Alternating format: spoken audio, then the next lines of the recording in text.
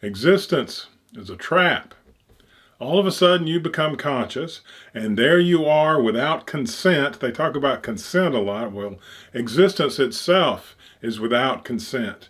And so here you are in this brutal, painful world that you didn't ask to be in, and one day you're going to have to face your own extinction.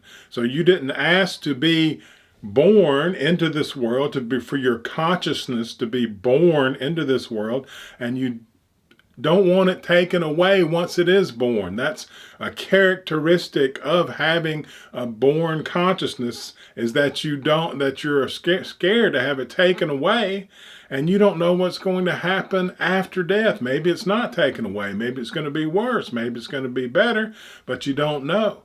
And so the whole of existence is a trap. And people say, well, you should feel like it's a gift. Well, sometimes it does feel, it's really nice, and it feels fantastic. And the other half of the time, the other half of the yin yang, it's painful as it can be, and you're on your knees just crying and begging for all of this pain to stop, none of which you ask for. And so life is a trap, and it's also glorious and wonderful and beautiful and exhilarating. And that is the truth of our existence.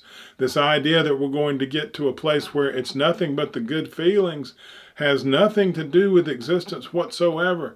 The bad feelings and the good feelings coexist. The brutality and the beauty are always going to be here. It's just a matter of what we do with it. And so we've got, like the other day, there was kid who shot up this school very close to where I live. And Kamala Harris said, there's no place for violence in America.